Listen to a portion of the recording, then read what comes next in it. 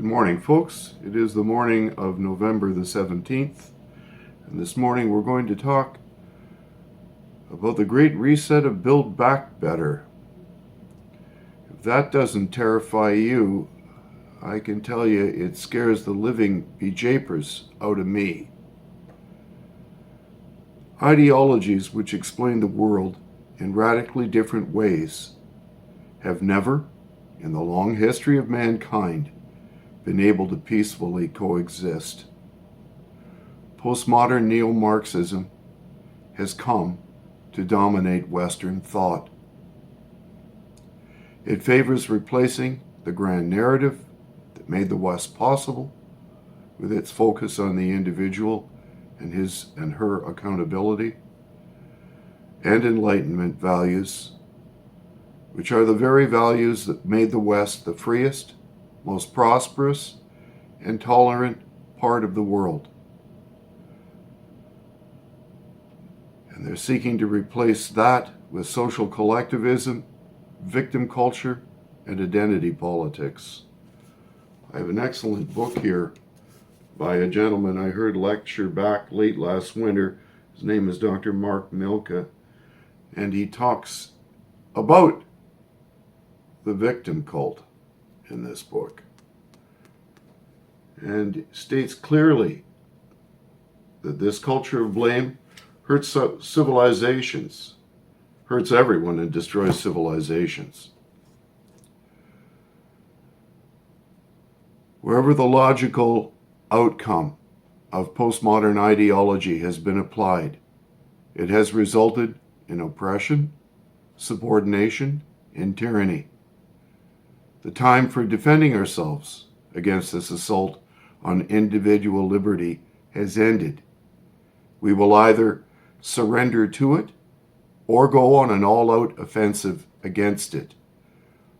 It is my concerted opinion that our best defense is therefore total offense.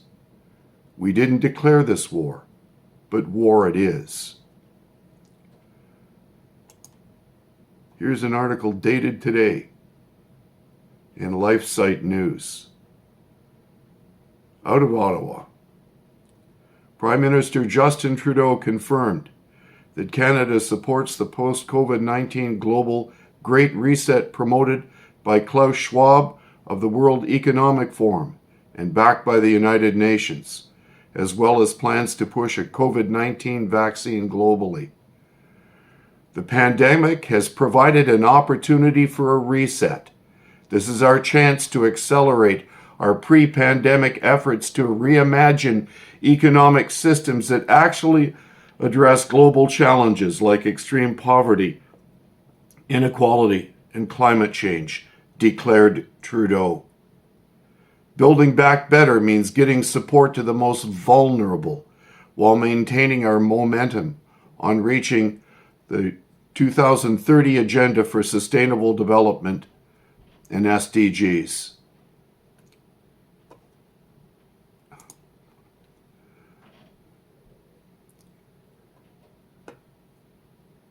The worship of the state is the worship of force. There is no more dangerous menace to civilization than a government of incompetent, corrupt, and/or vile men. The worst evils which mankind ever had to endure were inflicted by bad governments.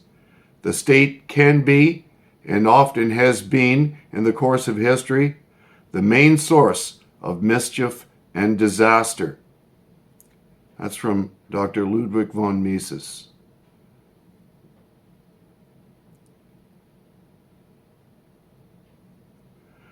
The Champions of Socialism call themselves progressives, but they recommend a system which is characterized by rigid observance of routine and by a resistance to every kind of improvement.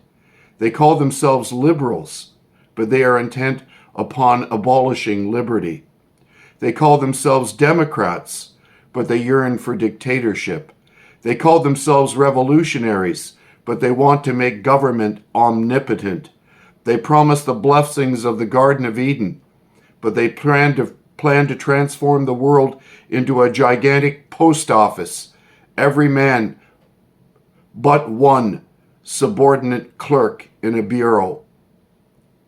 Again, by Ludwig von Mises on his book, Bureaucracy.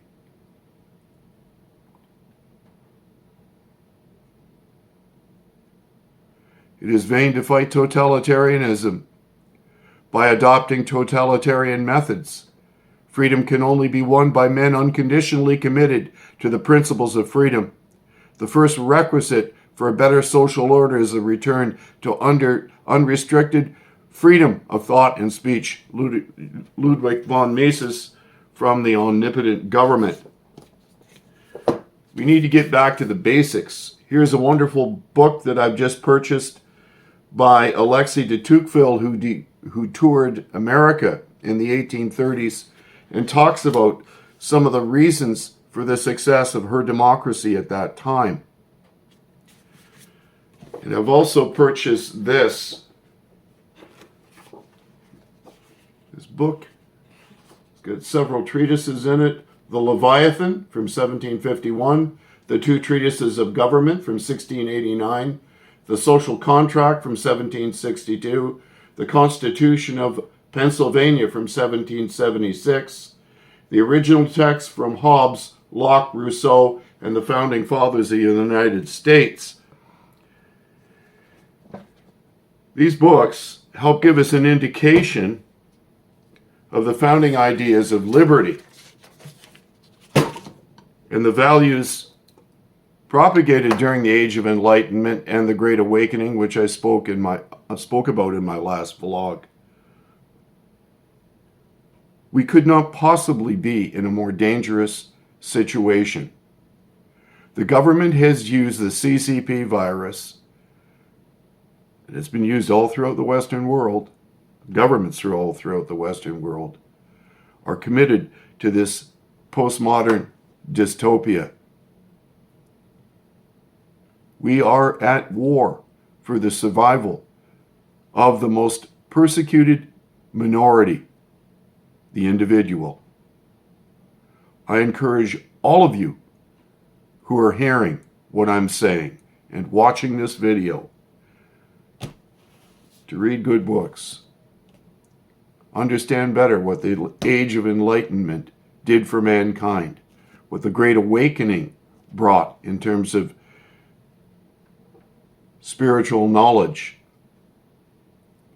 that was added to this belief in individual accountability, that every man must know God for himself and be held accountable to him, without anyone standing between man and God other than Christ himself.